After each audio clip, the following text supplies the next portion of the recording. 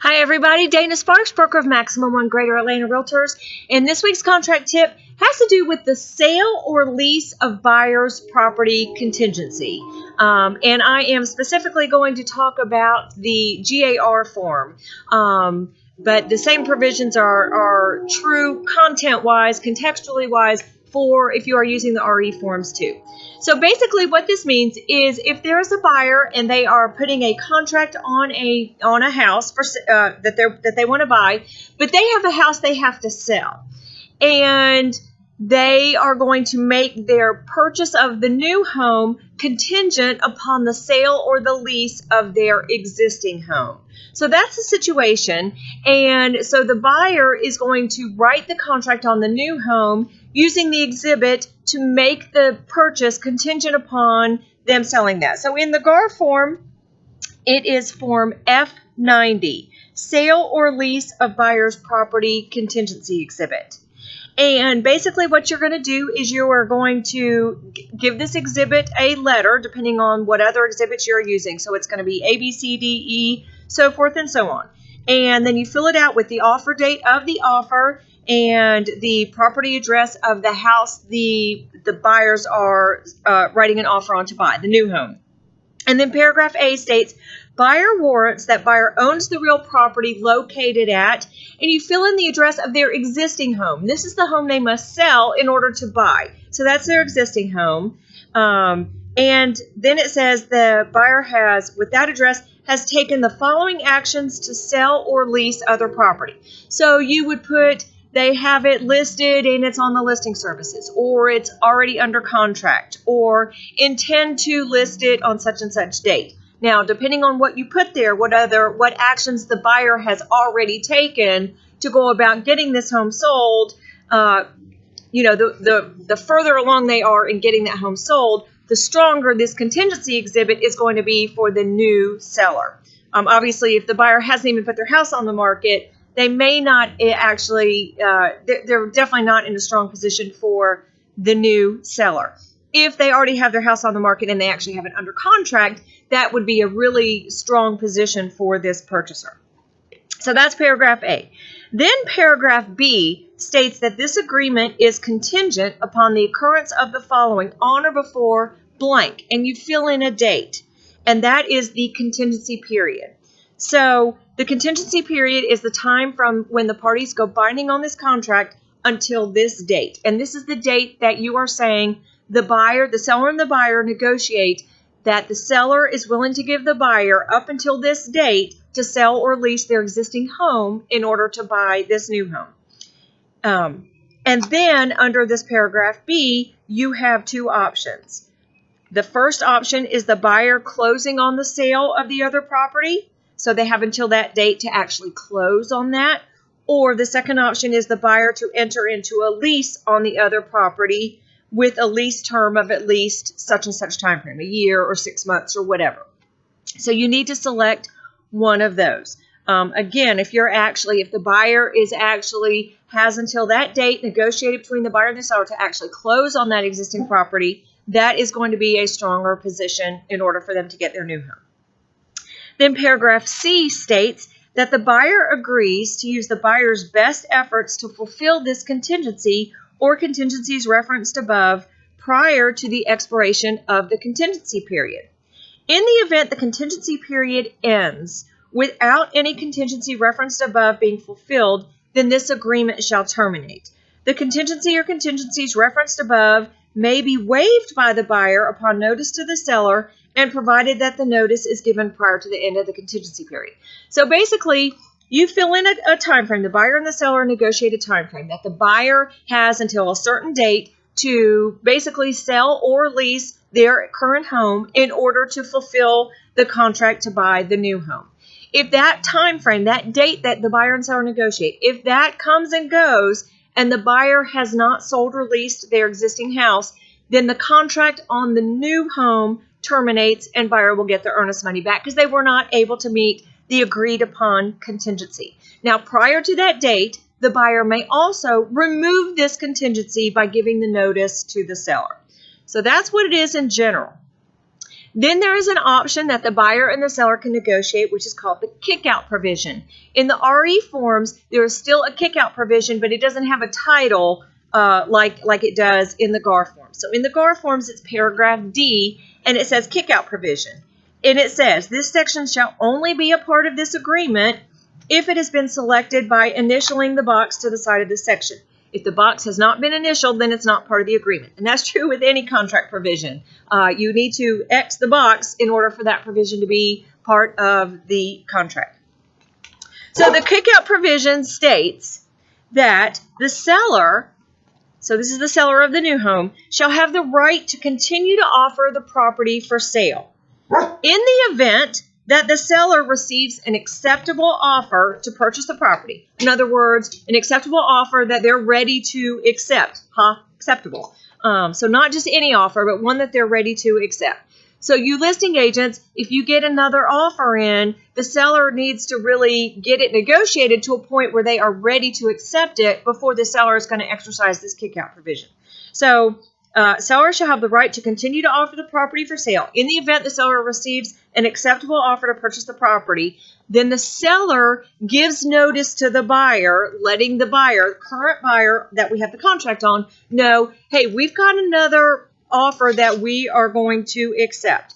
Then once the buyer gets that notice, the buyer has, and you negotiate, so many hours after receipt of the notice to deliver back to the seller an amendment to this agreement signed by the buyer where the buyer agrees to remove all contingencies on this sale.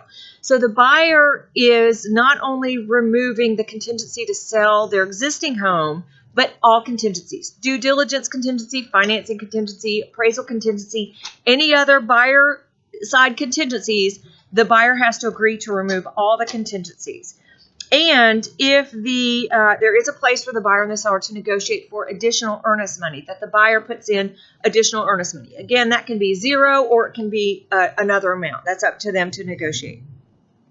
In the event the buyer does not deliver within the time frame, which is the number of hours, the signed amendment to the seller and any additional earnest money if that had been negotiated, then again, this agreement will terminate and the buyer gets the earnest money back. In the event the buyer delivers the amendment to the seller and additional earnest money, if that had been negotiated, then the seller signs the amendment and they go on with this agreement. So what all that means is if there is a kickout provision, seller continues to offer the property for sale. Seller gets another offer. Seller negotiates another offer with buyer number 2 to the point where the seller is ready to accept it. Then what the seller does is the seller then gives notice to current buyer, existing buyer, saying, hey, buyer, we got another offer we want to accept. You have, let's just say you negotiate 48 hours. You have 48 hours to let us know, are you going through with this contract or are you going to terminate? So at that point, the buyer, current buyer, needs to decide, you know what, we are not in a position to financially take on this new property. We won't even qualify unless we sell the existing property. So if that's the situation, they are going to be kicked out. They are going to get their earnest money back, and they will this contract will terminate, and the seller will go on with the new contract. Or the buyer can say, okay, we got notice from the seller that there's another offer they want to accept. We have 48 hours to get the seller the amendment saying, yes, we are going to continue with this contract and we're going to go through with it. Now, when the buyer agrees to do that, the buyer agrees that, okay, from this point forward, we are going through with the contract. There are no more buyer contingencies in which to get out of this contract. And the form that you use is for the buyer. If the buyer is going to go through with the contract, with the current contract, then let me back up even further. When the seller gives the notice to the buyer, you guys, you have got to stop emailing agent to agent. That does not fulfill the terms of notice for the contract. The most underutilized form in both sets of contract packages, the GAR and the RE forms, is that notice form. And in GAR, it's F-135 notice. That's what it looks like. Y'all do not just email agent to agent. It needs to be signed by the buyer or the seller. So you would pull out the form notice, and the seller would say, seller hereby gives notice that we have another acceptable offer per paragraph D of sale or lease of buyer's property contingency exhibit A. And and then the seller signs it and sends it to, then the listing agent sends it to the buyer's agent. That's how you execute notice. Then the buyer, if they want to go through with this property, then what the buyer does is the buyer has 48 hours to complete and deliver back to the seller the amendment to remove contingency of sale or lease of property. It's form F-103 in the GAR forms. And it's called Amendment to Remove Contingency. And the buyer fills that out. And again, if there is a provision that the buyer and the seller had negotiated for extra earnest money, you put that in there. If not, you put that 0. But basically, it just says, it's a place for the buyer to sign that says, okay, we are going to continue on with this contract. We want this house. So we can financially and every other reason, we can continue on with this existing contract even if we don't sell our current home. So we are removing the contingency that we have to sell our existing home, and we're removing any due diligence contingency, we're removing any financing contingency, and we're removing any appraisal contingency. So all contingencies are hereby removed. We are continuing on with this contract and taking it to close. So that's what all the verbiage that is contained in this amendment. So the buyer fills out and signs this amendment, sends it back to the seller. The seller then signs it, and then the existing buyer and the seller go to closing. Offer number 2 that the seller has, that just never gets to a binding contract. Or the seller always, and I would suggest the seller goes ahead and binds the contract number 2 as long as you include the backup contingency exhibit. That's a video for another day. So anyway, I hope this explains a little better what happens. So again, for termination rights and protection rights for a buyer's earnest money, buyer that has a contract on house number 2, but we have to sell house number 1. The time frame that's filled in. Buyer and seller agree that the buyer has until that date to get the house sold or leased. If that doesn't happen, that date comes and goes, then contract terminates, buyer gets earnest money back. Second provision is the seller, if there's a kickout provision that they had agreed to, seller exercises the kickout provision with the current buyer. Then if buyer is not able to remove the contingencies, the contract terminates, buyer gets their earnest money back.